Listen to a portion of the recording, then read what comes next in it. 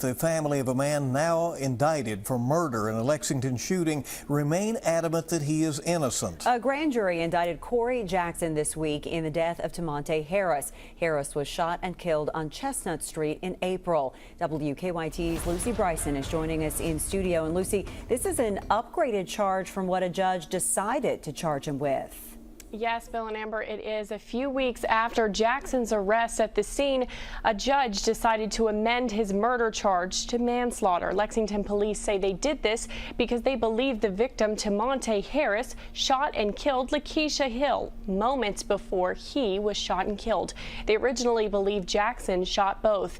Now that Jackson is charged once again with murder, his family talked with me today, continuing to fight for his innocence. I'm not a judge, I'm not a lawyer, I don't know the laws, but I thought that you were innocent until proven guilty. But to me, he's already been labeled a murderer. Wrong place, wrong time. That's what both Jackson's lawyer and his mother-in-law say is the entire reason he's been accused of murder. We'll continue to fight the case. I know in this case, Corry's innocent.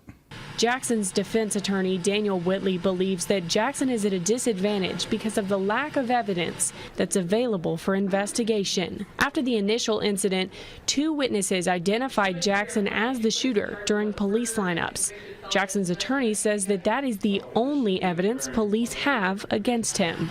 The hard thing about this case is that since his arrest, the police reports, the lab reports, all the reports in this case, the defense has had no opportunity to even look at.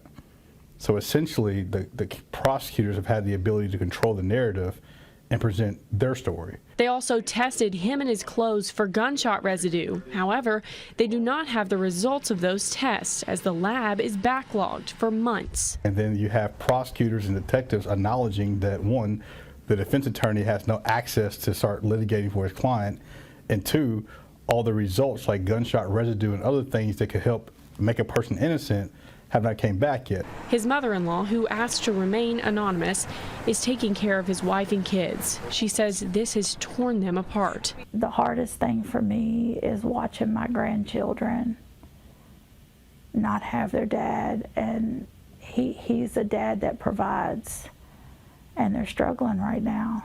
Yeah, this has really put a strain on our family. But for now, she says all she and the family can do is wait. He wasn't the shooter. Why can't people come behind him and say, hey, let's stand up for this innocent man and get him home to his kids?